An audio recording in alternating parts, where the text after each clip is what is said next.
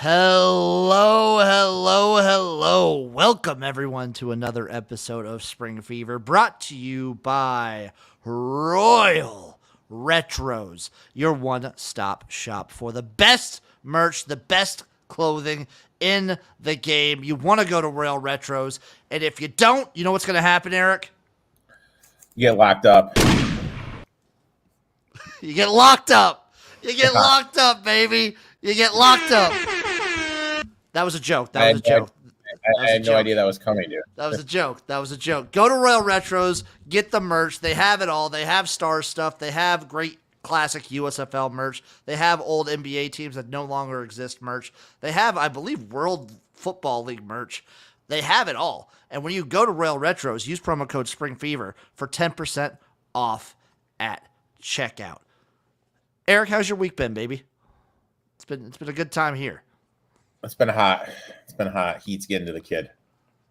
Dude, yeah, so today was a scorcher, 90-some degrees for down here in Nebraska. It was 94. What was it like up in the Chicago area? 85, felt like 95. The worst, somehow still, Monday was worse. Monday has been the worst day of the week. I had to go to a trailer park that kind of sits down. And we had terrible rain over the weekend. So it was like being in a swamp. I could not get dry the entirety of Monday. It was disgusting. This is a big week for me with the stuff I do. You know, we had a kids camp that's going on. Our lowest day is, 54 kids. So you have 54 little shits running around. That's too many kids. What's the age range of the kids? 18 to 10.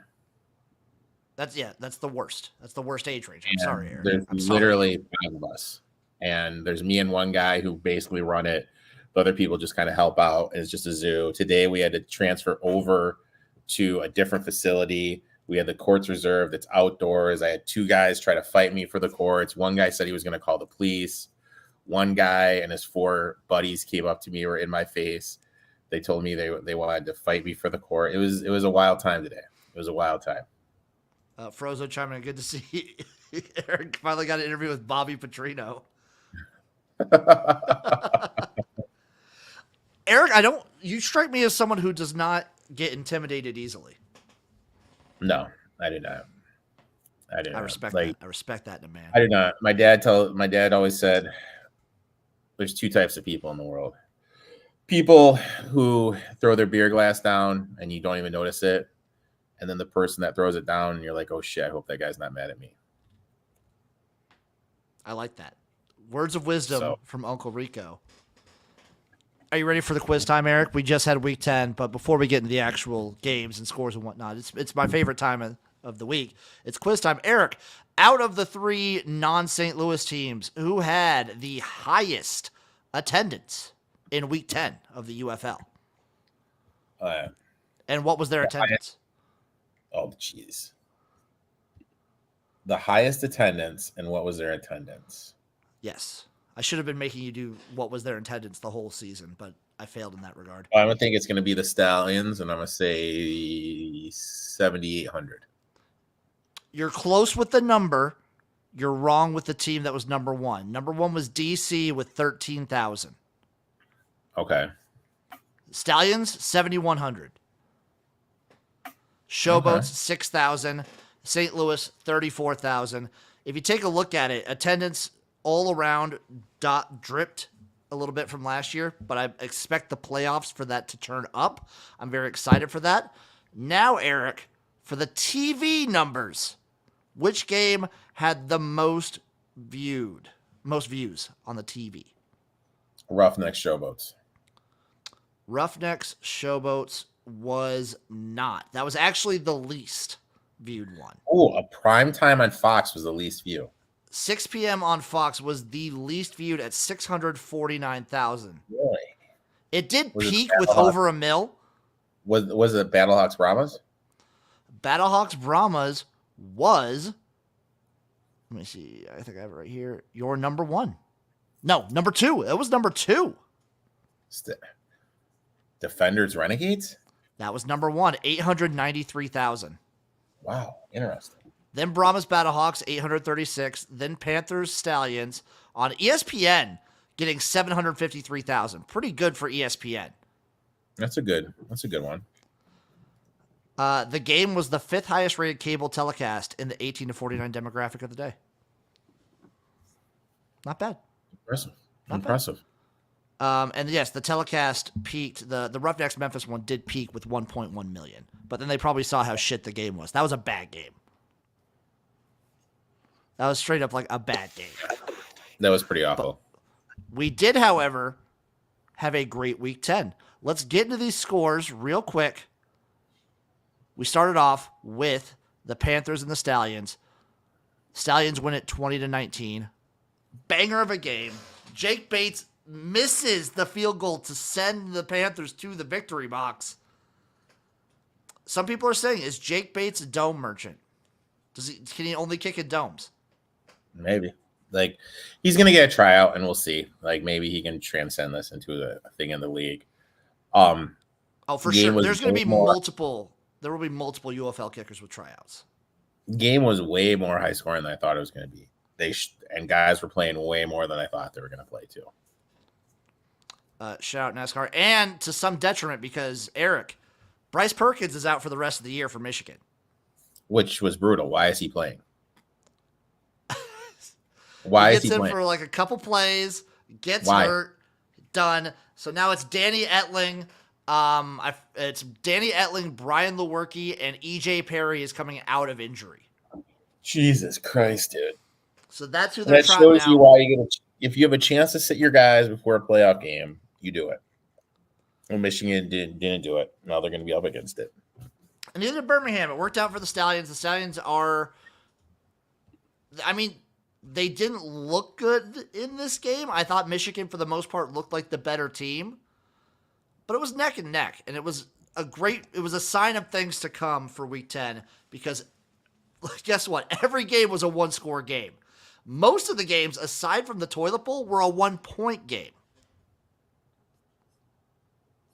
Lemon says, I don't know if it's the smart move to immediately head for the NFL. No guarantee being signed. They do have their spots secured in the UFL, so there's like no risk of going to the NFL. Yeah.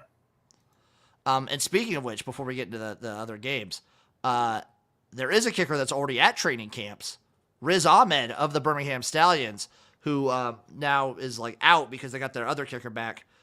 He's with the Commanders. Oh, look at that, dude. Yeah, McManus out, Ahmed in. Right there. McManus way out. Way out. The other game, the other playoff preview game, the Brahmas lose 12-13 to the St. Louis Battlehawks. Similar situation. Last second field goal doesn't go in, doesn't work out, and the Brahmas go home. Not great. Also, Chase Garber's got hurt maybe on the wrist. Jesus. This was a different situation. I feel like if you're the Brahmas, you had to have Chase Garbers in there since he had so many weeks off. Similar to like the Battlehawks playing AJ McCarron. You kind of had to have these guys in to get like warmed back up for football. Yeah, I get it, but it's a risk, dude. As far as I'm aware, he's still fine to play for the playoffs. Oh, that's good. So he should still be good. This game was a defensive slugfest. We'll kind of see what happens in the playoffs. Both teams are pretty decently favored. Also, I agree with you, T1BG. Love a hot stallion. And yes, the Brahmas missed the game winner. I think the only kicker that doesn't have a shot of getting signed is the Brahmas kicker. He's not great. He's been consistently like meh this entire season. Yeah. That Brahmas defense, though, is fucking sexy. That defense might just carry them. The way they've come on at the end of the year, too, has just been a thing of beauty. Well, you have the best defensive coach in the game, dude. Facts. And that's why I liked him. That's why we got him at like 1,200 to 1, right? 14, baby. 14 to 1. 1,400 to 1. And also a fact, the Renegades defenders, the game that mattered the absolute least, was the best. Not just the best game of the week. One of the best games of the entire season. Renegades win it 32-31. Oh my God, this was entertaining. It had turnovers. It had great offense. It had fun plays. This is what I wanted out of week 10. They listened to me, Eric. They finally listened. They listened to you. They listened to Uncle Jim. I was happy. Jordan Ta'amu looked actually like fine for a good chunk of it. Perez, again, electric aside from one. I'll give him one pick, but one of those picks was really bad. Davion Smith running the ball like crazy. This was a just super electric, fun game. I threw my voice out a little bit yelling, watching this one. If you want, just go back and watch the highlights. This was, maybe this is like recency bias, top 3 game of the season. Okay. Back and forth. Like, no one knew what would happen. It was great. Mm-hmm. It was a good game. Lemon's coming in here. I hope Perez stays next season along with Bob Stoops. They can build a real team. The announcers and a lot of people on Twitter were acting like this is Luis Perez's last game, which I don't, if he, maybe he tries out the league or like he's probably, maybe he gives it one last shot to go to the NFL. And if that doesn't work out, maybe he's just done. I don't think he's that old. I think he's like 28, dude. 29. Still though. Mm-hmm. You got like a few more years left if you want. Like you could make an all right living playing in the UFL. Yeah, you could. I think the move for Perez, if he retires, first ballot Hall of Fame in spring football history, put him on Mount Rushmore. I think his move is coaching. I think he has the mind to be a really good coach. Really? He has like an unfloppable mentality. They say it every broadcast. He taught himself how to play quarterback by watching videos. So like, yeah, I think he's a smart dude. He understands the position, and he's been on a bunch of practice squads. He's like developed with people. He is smart. I could see him sort of like kind of sneaking in like a quarterback coach at maybe some smaller college, kind of working his way up. I could see Luis Perez as a coach. Okay. Yeah, I mean that's a good point. I mean he did like teach himself the game, so I could definitely see him getting into coaching. That's a real good point. I forgot about that. He also just always seems unflappable. Even like when they're losing, even when he was on the worst team in the league in the Vegas Vipers last year, he just seemed like he doesn't get shook. Doesn't let him even keel, even baseline. And then, Eric, we had the toilet bowl, the Roughnecks versus the Showboats. The Showboats get it done, winning 19-12. Congratulations to the Memphis Showboats for securing not just the first pick overall in the UFL draft, Eric, but the first pick every single round. Which is huge. Ugly game. Hard game to watch. Thompson didn't get enough run for the Roughnecks in my eyes. There's a touchdown to Hall overturned. I didn't like the Roughnecks play calling down the stretch. Showboats just did enough. I will say this. DeFilippo, he was in it, dude. He was fucking engaged on the sidelines, dude. He was in it. He was in it. He was fucking engaged. He was dying out there. Josh Love isn't it for the Showboats. They got to figure something out. If I'm them, first overall pick, just make your fans happy. Pick an offensive tackle. Oh, yeah. You have to go lineman. You have to go lineman. And the Roughnecks did what many say is impossible. More yards, same amount of penalties, more first downs, more plays, more average yards. I believe, yes, more time of possession and a loss. Jesus. Impressive. Really impressive. Really impressive. The Roughnecks are so bad. They finish at the bottom of the league. Just congratulations to the Showboats. At least you get something out of losing. At least they got something. They got the first pick, which is good. Maybe they can start building something. But obviously, offensive line, quarterback, they got a lot of fucking holes they need to fill. I think if Cookus comes back, I think they're okay at quarterback. Yeah. They need a backup, but like.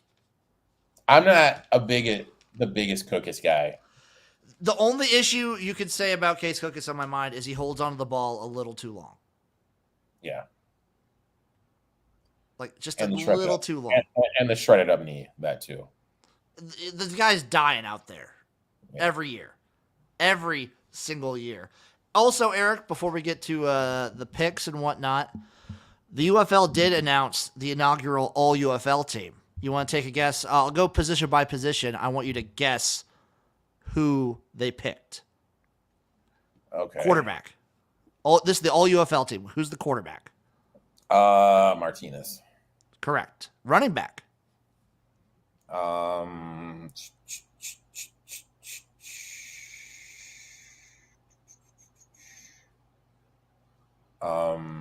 If you can pick a team, I'll give it to you.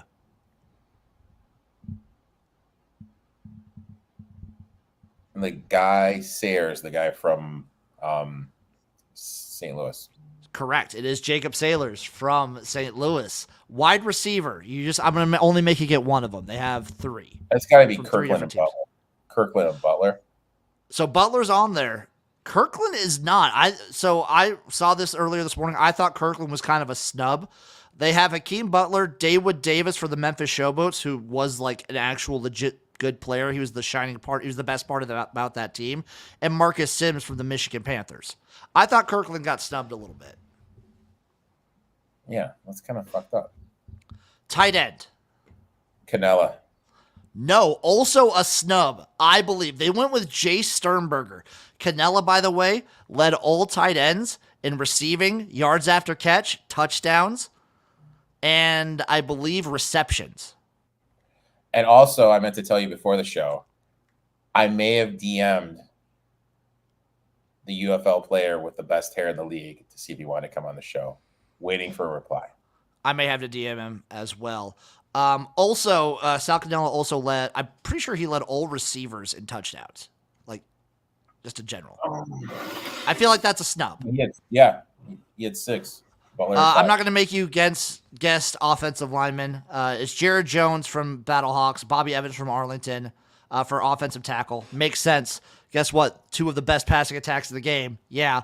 Offensive guard, Zach Johnson from the Stallions, Coey Levayo from the Brahmas, and the center, Mike Panuskalik from the Battlehawks. Guess what? All the playoff teams have their lines represented. Shocker. That good O-line play gets you to the playoffs. Defensive line, Carlos Davis from the Stallions, Daniel Weiss from the Panthers. Congratulations to them. I really didn't have any issues with that. Outside edge, Chris Odom from the Roughnecks, Breland Speaks from the Panthers. Breland Speaks is a fucking monster. Mm-hmm. Love that man. Devontae Beckett from the Brahmas and Willie Harvey from the Battlehawks for backers. Makes sense. Willie Harvey, amazing. And quarterbacks, DeAndre Baker for the Defenders, Nate Brooks for the Panthers, Ajeen Harris for the Renegades. Safety, Kai Nakua for the Panthers and A.J. Thomas for the Stallions. Kai Nakua, it just makes sense. One of the best players in the whole league. Nor Jordan Mosley? No. Interesting. I mean, every team at least got some representation. Kicker. Who's the kicker, Eric? The guy from Michigan. Yeah, it's Jake Bates. I would argue maybe DC's kicker was better, more consistent. Jake Bates kind of had a slump at the end of the season, but you make those kicks, you make those like bombs, you're going to do it. So Mosley didn't make it? I don't think Mosley made it. No, he did not. Interesting. Who's the punter, Eric? Jesus Christ. King. You're right. Number 1 in every punter category this year. Just out there slinging the ball, dude. I feel like he should get another shot, right? I think he's a little off the beaten path. You think, like, personality-wise, doesn't, like, fit with a lot of NFL teams? I think personality-wise, he'd be an issue. It works in the UFL. They let him do a concert after a game. Jesus, dude. He's perfect for this kind of league. Jesus. And now, Eric, I'm going to let you do a little choose your own adventure here. Would you like to do the UFL picks, or would you like to do a preview for the CFL Week 1? Because, folks, not only do we have the UFL playoffs gracing our presence this week, but literally tomorrow, or if you're listening to this on Thursday, the CFL season begins. Week So one I is have to here. admit, I didn't even look at the games. I just took little notes on the teams. Well, give me your notes on the teams. Let's go right to the CFL before we get right into All these right. picks. Montreal Montreal, roster. reigning champions. Yeah. Retain most of their roster. They did lose some key offensive offensive departures. Are those guys going to be able to be replaced? Toronto, how are they going to do? One sec, because I want to give my takes too for every team that you do. So Montreal, I agree. They kept like a good chunk of their roster. Good on them. They're still such a volatile team. I am of the mind that they got really hot at the end of the season. Yeah. And I don't know if it's repeatable. Obviously, I think Montreal's a top 4 team in the CFL easily. It's a top half team. But I don't know if they'll be able to repeat the success they had at the end of the season. Also, before we go any further, Lemons asked, where can I watch the CFL? They do have, if you go to the CFL's website, they have the entire schedule out of where to watch. If you have CBS Sports, you'll be able to catch certain games. I think every Friday night game might be on CFL Sports Network. Otherwise, it's CFL Plus, which sucks. But anyway, I liked it. I mean, I hear it's better this year. Toronto, how are they going to be without Kelly? Bad. I looked at those other quarterbacks. Bad. They got some new offensive pieces. How are those guys going to fit in?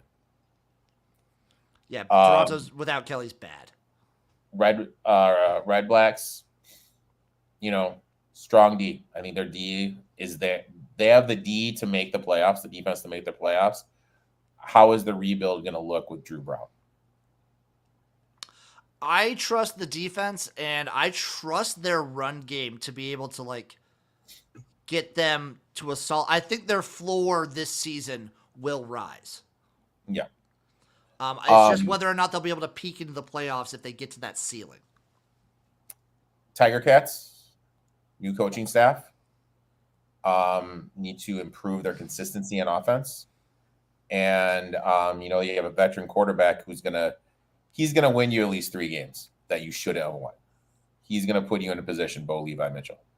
He's going to play better than he did last year. He was straight up not good last year. This is a lot of this with the new coaching staff. A lot of Hamilton's success or failure rides on Bo Levi Mitchell's shoulders.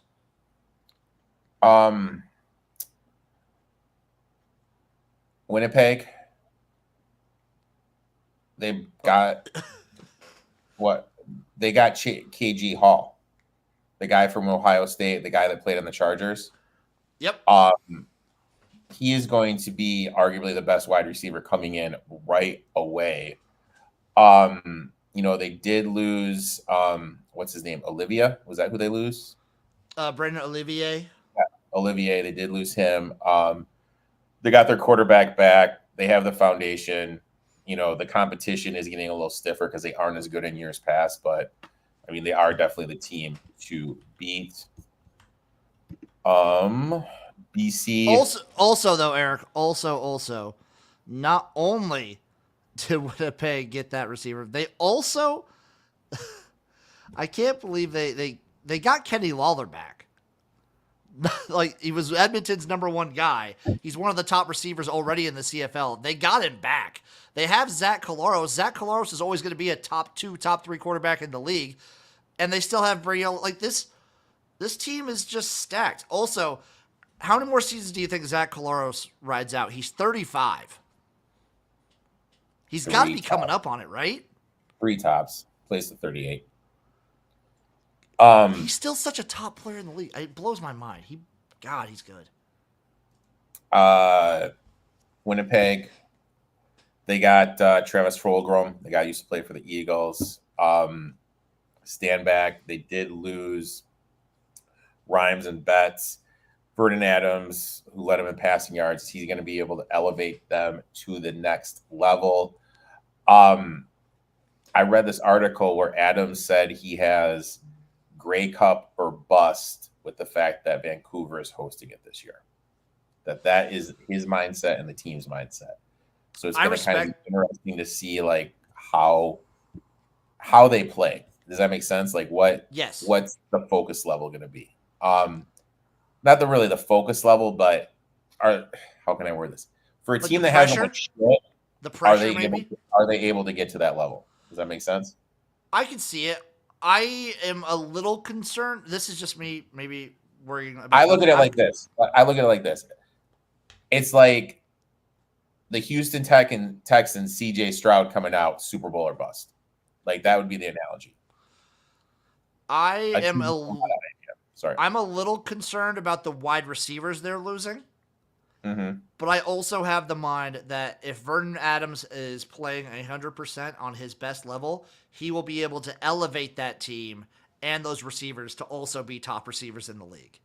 Vernon Adams has the potential to like be the best player in the entire league. He's that good in my mind. His team's dangerous.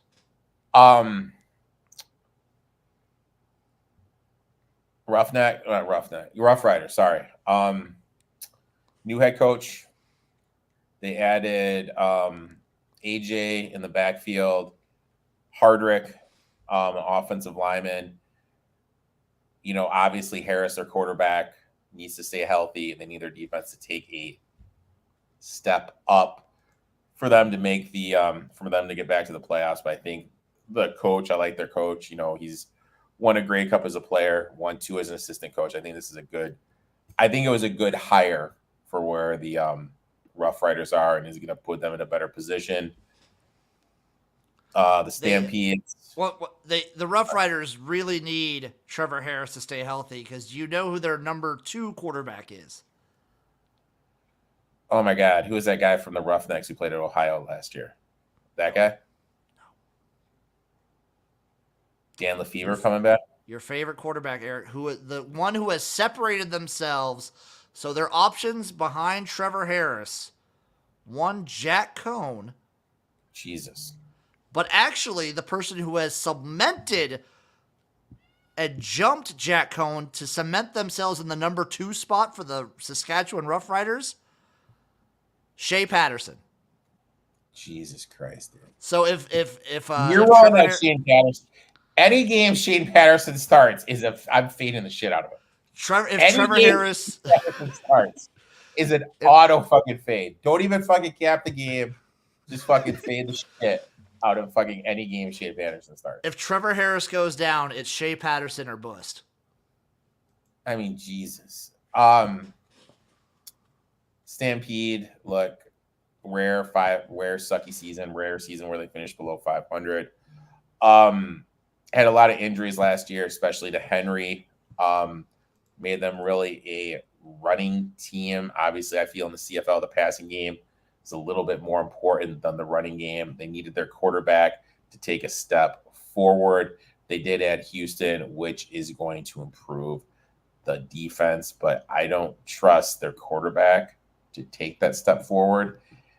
And when you look at the teams in the West and look at their build, I just feel like they're the worst team in the West. Yeah, I mean, they have They have like certain guys who are like pretty decent weapons at wide receiver, I would say. Like they have some pretty decent weapons. The quarterback play is what kind of concerns me with Calgary. Both Jake Mayer, the starter, and Matt Schultz, the backup, are very hit or miss guys. They've had moments of excellence. A lot of the times they don't last full games. So I'm expecting an up and down season for Calgary this year. Maybe hovering around the 500 mark or a little below it, but they're going to have there will be some very fun moments for the Calgary Stampeders. Also, their third string is a Big Ten quarterback, Eric. Tommy Stevens from Penn State. Oh my God. It just keeps on getting better and better, dude. So just keeps on getting better for better. I am personally a self-described Matthew Schultz time. I like to call him Matthew Schlitz. So when I'm watching the Calgary games, I'm going to be pounding me some Schlitz if he's the starter. Okay. But I don't trust the consistency of this team. Respect. I feel the same way. God, Edmonton worries me, dude. Edmonton could be really good. Edmonton. Jones is back. Team has been struggling the last 2 seasons. They added Bethel Thompson. He has good chemistry with Gittins. Am I pronouncing that right? Yeah, Gittins. And Kevin Brown, their running back, looked good. So I mean, he's going to be a big part of the offense. Defense, complete makeover, new look, new coordinator. It needs to perform well. Look, when you're playing teams like the Bombers and the Lions, you have to have a good defense. And this was a team that you and I we got high on last year. We were able to cash some tickets, betting them first half a lot, betting them money line first half a lot. But they remind me of the Lions. They remind me of the Lions during the Jim Schwartz era. Just a team that had a lot of potential, always in a position to win, but always finding a way to fuck it up. Yeah, similar to like the Arlington Renegades this year at the UFL. Yeah. Yep. Like up in a lot of games and then just finding ways to lose them. Lots of points especially early on for Edmonton. Lots of giving up a lot of points. Bethel Thompson, I think, is a good move to bring in. I can't help but be a little just disappointed. I wanted to see Trey Ford. The kid is the dude is electric. The limited time we saw him last year, he was the number 1 rushing quarterback in the league. Electric. He's electric. Bethel Thompson, though, consistent, solid, love the guy. I'm excited to see him back. Also, probably only plays for a few more years. Also 35. Yeah, he's at the end of the road, as boys to men. Erik, it's time to pick some games. Let's start with the UFL because it is playoff time. I feel like we should get some playoff music. Let's see. We got to get something. Something to kind of... There it is, right here. It's a season coming to an end, Erik. The United Football League playoffs are upon us. And we have 2 games ahead of us. 3 left of the entire season. To start us off, the Michigan Panthers head up to Birmingham to take on the Stallions Saturday, June 8th at 2 p.m. Central Time. The Stallions are 5-point home favorites. The total sits at 43. The Panthers are plus 220 on the money line. Erik, this line opened up at Stallions minus 6.5. Already down to 5. So let me ask you a question. 6 units in the game. Michigan's offense, Michigan's defense, Michigan's special teams. Stallions offense, defense, and special teams. Rank them 1 through 6. Stallions defense 1. Stallions offense 2. Stallions special teams. Michigan's defense. Michigan's offense. Michigan special. Well, actually, probably Michigan special teams, defense, offense. Especially now that we know that Bryce Perkins is hurt. Is Michigan's defense going to be able to limit Martinez and the offensive attack of the Stallions? If this gets in a shootout, with their offense being down to Lewarke or Danny Boy, or returning EJ Perry, who's not going to be 100%, I don't trust for them if this gets in a shootout, they have any chance. They can't go punch for punch. So the only thing, I'm going to turn this off now. The only thing going for so much. That was what? That was annoying the fucking shit out of me. Dude, you gotta say something. You gotta use your words, Erik. I was respecting you, buddy. I was respecting you. That's why I love you, buddy. The only thing that can go for the Panthers is it does feel like maybe this is just me being a Nebraska fan and like I've been kind of expecting it. I've been wanting it to happen. I feel like the Birmingham offense for the last couple weeks has been on a little bit of a downturn. Mm-hmm. It looked worse in weeks 9 and 10 than it did the rest of the season, I felt like. But are they just on... They could have been coasting. They could have been coasting because they were locked up by week 7. So they could have been coasting. I trust the Stallions in the playoffs. I talked about this with a fan on Twitter already today. I'm taking the Stallions minus the 5. I'm going to take I'm going to take, I want to find a Michigan team total under. Oh, you'll probably get that come Saturday at least. That's what I want to get. And get some player props, interceptions over for Etling. If you have access to ESPN bets, you have access to player props. That's the only book I've seen that offers player props. Let me take a look. That's the only place I've seen that offers player props. It grosses me out. I'm on the Stallions minus the 5. I'm not going to pick a total in this game. I'd pick the first half under if I had to bet something in this game. I would pick the first half under. But I like the Stallions minus 5 here. Maybe wait. Maybe hold off and wait. Because the way this line's moving, maybe you could sneak in a 4.5 somewhere. No player props available. They do them like super late. Okay. I think they do them super late because they announce them during the game and they say offered on ESPN Bet. Okay. And they give out like the odds and everything during the game. So I think ESPN Bet you will be able to find them like either I would think Friday or like Saturday morning they will have props available. Maybe I'll look for some over on Brunch Time Betting. There you go. Tune in Saturday morning, folks. Tune in Saturday morning. Erik, Sunday, June 9th, 6 p.m. Central Time, prime time. The San Antonio Brahmas head to the Battle Dome to take on the Battlehawks. St. Louis is a 3-point home favorite, over under of 44, plus 140 on the money line for the Brahmas. All right, same question. Ranking 1 through 6. Healthy Chase Garber. I'm going to go with the healthy Chase Garbers in mind. Number 1 unit, probably the Brahmas defense. Number 2, Battlehawks offense. Number 3, Brahmas offense. Number 4, am I missing something? Oh, no. Before Brahma's offense, I'd probably put Battlehawks defense right now. Battlehawks defense has been playing really good at the end of the season. Then the Brahma's offense, then the Battlehawks special teams, and then kind of a gap, and then it's the Brahma's special teams. Brahmas have not had great special teams. Brahma's special teams have been brutal. On the flip side, defense still wins. You have a Defense coach has been so good at the highest level. Wade is not, how can I put this? This game was going to be played in St. Louis no matter what. No. If really? San Antonio would have won last week, it would have been in San Antonio. Okay. The winner of last game got the home. I thought playoff my spot. bad. I misunderstood. Did the Battlehawks win all 2 games? Yeah, they beat the Brahmas twice.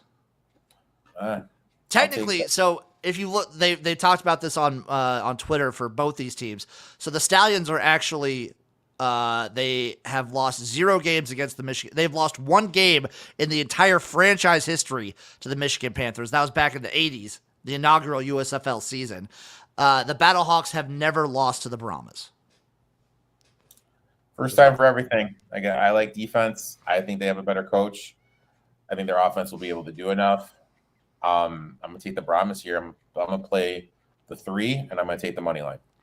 I'm going to play the under 44 here. I think this game gets scrappy. I think it's very close. I think it's entertaining. I do think the Battlehawks get it done because I think when it comes down to these clutch moments, I just don't trust the Brahmas the Brahmas special teams to get it done in these super crunch time moments. Give me the Battlehawks straight up. I might be able to get them a good money line live, so I'm probably going to wait to do that. Mm-hmm. But I'm going to take the Battlehawks here. I'm going to take the Battlehawks winning. If I go 22-18. Okay. All right. Not bad. I'm excited for this. I'm excited for these games. Super. Let me ask you this. What's more, can Brahmas win a high-scoring game with the Battlehawks? If Garbers is 100%, yes. If it has to be Quentin Dormady, I don't trust him not to turn the ball over. I guess my thing is, I think if the Brahmas defense plays well, this is hands down a Brahmas game. And I'm going to trust their defense. I trust the Battlehawks defense too, though. These are like, but the Battlehawks are like a top 3-4 defense. Like this is a great game. This will be fantastic. If it's Dormady though, I just see like an interception here that is like backbreaking.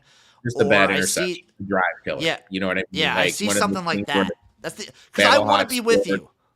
I want to be with you. You know, 7 minutes left in the fourth. Bad read, INT. Battlehawks score a touchdown. Now you're down. Battlehawks go for 2, get it. Now you're down 10. Something like that. Also, selfishly, I kind of want the Battlehawks to win so that when I'm at the championship game, it's the best, like, craziest vibes possible. All right. That's a good point, dude. This is a selfish thing for me.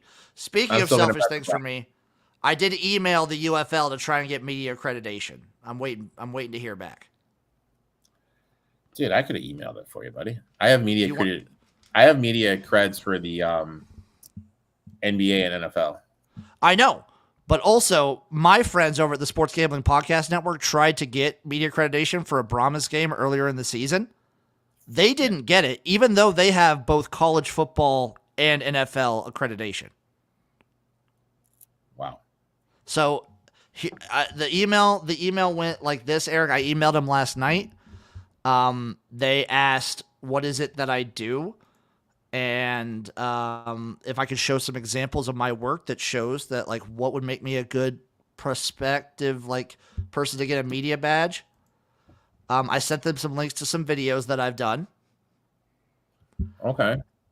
So here, I emailed them last night. They got back to me at 8:45 today. I emailed them the examples and everything that I do and explained to them what I do. At 9:01, haven't heard anything back since. I thought they wrote back to you. So I emailed them last night asking for the media accreditation. Yeah. And telling them a little bit about what I do. They emailed me back this morning asking to be more in-depth and kind of show them some examples. I did that at 9:01. Haven't heard back yet. Should I be worried? No, then you then you ask Chat GPT, you put the email in and write a very professional email asking for a follow-up on this. Okay. I might have to hit up your advice there. And Eric, I know you didn't look at the lines, but you know what we're gonna do? We're gonna look at the CFL. First off, we're doing futures. Red Blacks at 22-1. Interesting, because you don't know what Brown's gonna do. The defense is elite, and Brown's able to take a step up. East is completely wide open. You don't know what's going on with Kelly. Montreal, you made a great point. They got hot. Tiger Cats, completely new coaching staff. I think there could be some interesting value on the Red Blacks, because all you need to do at a number that big is then make the playoffs, and it's an easy hedge opportunity. Yeah, I think at that number, I actually kind of like them. Stampeders at 16-1, I'm out. Edmonton 16-1, I'm out. Way too low. Rough Riders 15-1, I'm out right now. Yep. Ticats 8-1, I'm out. How the flying fuck are they 8-1? Right? Crazy. It's because Ticats fans are insane. BC Lions at plus 650 is interesting. Interesting. I might dabble because they'll probably have a hot start. I don't know. I could see it maybe at some point getting to like maybe a little above that, but they're going to be a top 4 team no matter what. So I think I might dabble on the Lions. Alouettes at 5-1, don't love. Argos at plus 500, don't love. Bombers at plus 200, you know what? I'll take it because odds are they'll probably be playing in the fucking championship. And that's hedge opportunity. What's up? The Bombers are plus 200. Jesus Christ, dude. You know what? I'm not. And I don't hate it. I hate it. That's way too short. I'm not going to do it. You could also get the Red Blacks at plus 950 to win the East. I would like that. I think I'll take the Red Blacks to win the East. I like that one. I like that too. Oh, dude. Oh, I'm just okay. So this is my first time of the season looking up. Shout out DraftKings. They have first touchdown scores and anytime scores and props and everything. The CFL gets all the love. Yeah. Lemon, who's your favorite to win it all for the CFL championship? I am a self-proclaimed fan of the Saskatchewan Roughriders, but this year I do think it would be fun to see BC win it. They're a very fun offense. They're a good, easy team to root for, but everyone's picking BC. I watched some TSN stuff last night. Everyone's picking BC, so it makes me kind of want to like hop off on them. If I had to pick a team to win it this year, I mean, Winnipeg. Like, I'm just gonna go. I'm just gonna think outside the box. Roll with the Red Blacks. Let's go with the Red Blacks. Yeah. Eric, let's make it. We're a Red Blacks podcast this year. Damn right, dude. Let's roll. Let's ride. So here we have the CFL games. Where I hope you're either listening Thursday morning or live, because this game happens Thursday night. We have the Montreal Alouettes facing off against the Winnipeg Blue Bombers. A Grey Cup rematch, folks. The Bombers are 8-point home favorites, over under 47 plus 270 on the money line for the Alouettes. What was the line? 8. I'll take the Bombers, dude. Oh. I'm going to take the over in this matchup. Over 47. I might come on the Alouettes. I might go with the Alouettes here. Fuck. Friday, Eric, June 7th, Ticats at Calgary. The Hamilton Tiger Cats are a 1-point road favorite, over under 45, minus 118 on the money line. Just give me Stampeders straight up, minus 102. I don't care. I don't care, dude. The Ticats are so, like, I don't know. This team has been awful on the road. Give me the Stampeders. Yep, 100%. Next, Saturday, Rough Riders at Elks. Edmonton -2 at home, over under 46, plus 110 on the money line for Saskatchewan. Edmonton did break the curse last year. They did break the home field curse last year. They won a home game.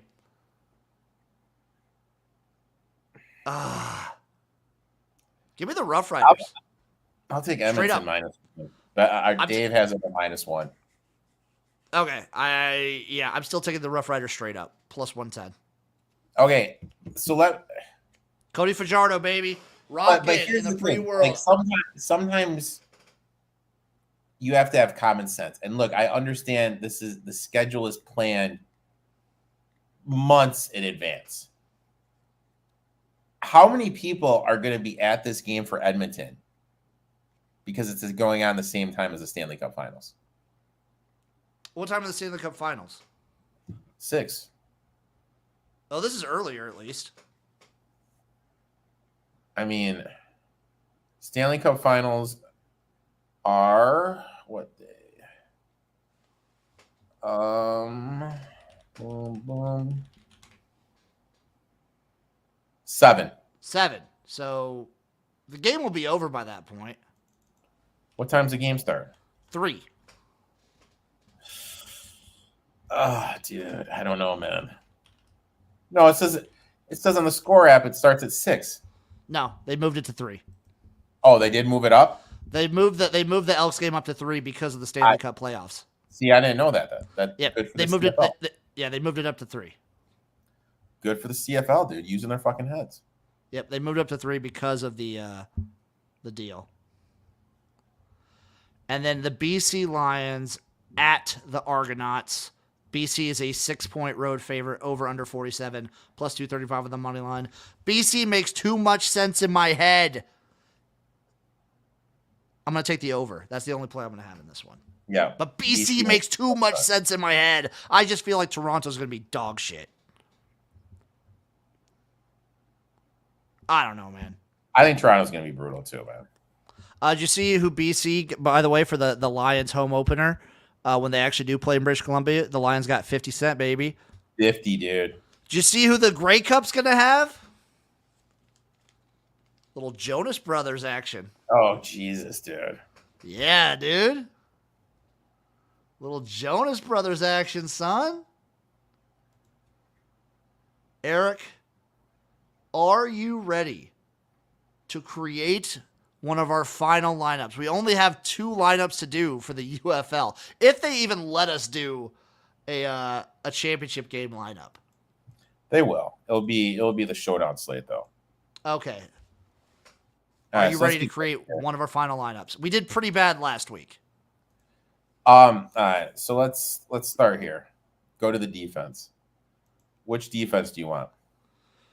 I think to me it's Stallions or Brahmas for me. all right. So let's retract. Which quarterback do you think has the highest floor? Not the highest ceiling, the highest floor. Highest floor would be AJ. All right, so I feel we need to go with AJ. Okay. Really, you feel AJ? Dude, I don't know. Like Adrian has been worrying me these last couple weeks. Like if I take a look, let me just for my own benefit, let me take a look at his previous week's performance. It's a dip. Like 17 and 16 points for a quarterback is not good, and that's against two like good defenses.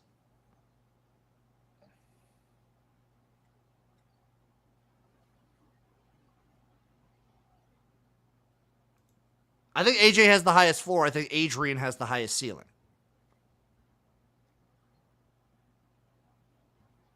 What do you think, though? I'm playing with something here, man. He's doing his research right now. I'm playing with something. He's playing Tetris. No, I'm figuring something out here. Oh. If you had to pick a Brahmas running back, which running back would you pick? Oh my God! It depends. Roundtree? What? Roundtree?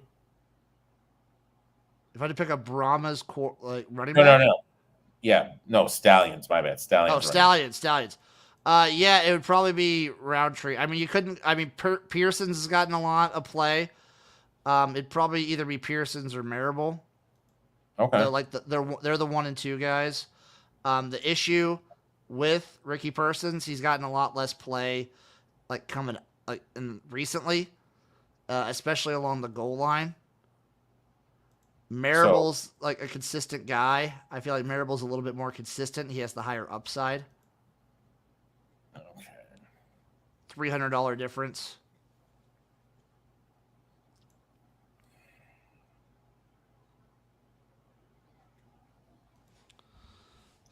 All right, so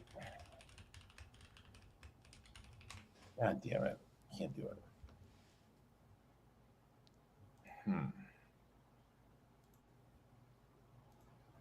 You trying to figure it out, buddy? Dude, I'm working it, man. I'm working it here. I respect that. I'm working it here, man. I'm working it. All right, so this is what I have. Now, before you tell me I'm an idiot, I will never tell you you're an idiot. just hear me out, okay? I will never tell you you're an idiot. Just hear me out. Defense. Brahmas. I like it. Flex. Sternberg. Get a little Sternbush in there. Yeah. Another I flex. Like Nakua. I can't remember. Nakua. Running back, Roundtree. Quarterback, Garbers. Butler and Kirkland as the wide receivers. Let me see. Garber's played was limited in practice today, by the way. All right. I'm just trying. No, I like it. Because I'm a big Chase Garbers guy. I'm just trying to think of a way. End of the day, I think we have the potential to get more points. I think this is a very high ceiling upside play. Yeah. Just because you're down on Martinez, I'm down on AJ. We're taking Garbers. And if AJ goes off, Butler's his number one target with a bullet. Mm-hmm. And if Garbers goes off, then obviously Kirkland's the number one guy on that team. Yeah. I will say Lemons, I'll probably have a lineup with Lovett in there. The issue is Well, you also have to kind of figure out what's the status going to be on Anthony McFarland for San Antonio. If they're both back, they're going to be taking reps away from each other. Yeah. But if only one of them are in, like if Lovett's the only guy, Then you should probably you got to get Lovett in there. Yeah, then you're gonna have to drift. I like this lineup though. So the lineup for the show: Garbers, Roundtree, Butler, Kirkland, Sternberger, Nakua, and the Brahmas. I will ride with this lineup, Eric. Let's do it, man. I'm putting it in right now. The upside is there. Swinging for the fences, dude. That's what we do. And then I think we hold off on the CFL until after the UFL season. I agree 100%. Yep. All right. What a jam-packed show. We didn't even talk ELF opening weekend. Oh god. We didn't even talk arena. No, we're not going to talk that right now. We'll talk that in the dead days of summer. Eric, any other talks, any other takes or thoughts on the UFL playoffs or opening week of the CFL? Let's go Red Blacks. Even though they don't play, so you don't have to get that future in right away. You can wait a week. Interested to see what Toronto looks like with no Kelly. Interested to see what the Elks look like. Interested to see, how bad the Blue Bombers stop on Montreal. Will you join my live streams for the CFL? What day is it? I'll probably be doing them on Thursdays and Fridays. Is it Wednesday? Are you doing one this Thursday? I feel like I should do one for opening day, shouldn't I? I mean, if I get done with everything I have doing on, because I'm supposed to record a hockey thing that night. I'm supposed to record something for the Belmont that night. And I'm supposed to hop on my boy Bryce's live streaming of game 1 of the NBA Finals. You don't have to. It's fine. It's fine. It's fine. Now you're just peer pressuring me to get it. No, I'm fucking with you. It'll be a good time, though. It'll be a good time, folks. Tune in. I feel like I should. Yeah, I'll do it for Thursday. I don't know about Friday yet, but I will do it for Thursday for sure. You know what? Just enjoy this time that we have, this jam-packed football moment. It's a great time. Also, shout out to all the UFL players that have been getting like NFL training camp signings. Love to see that for them. And shout out to Luis Perez. Led the league in passing yards, completions, led the league in touchdowns. What? If he does retire, first ballot, spring football, Mount Rushmore. He's up there for me. Lifetime Achievement Award. 6 leagues in 5 years. Love that man. Baller. Thank you all for watching. We love you guys. We appreciate you guys. We'll see you next week for another exciting episode of Spring Fever. Bye-bye, everyone.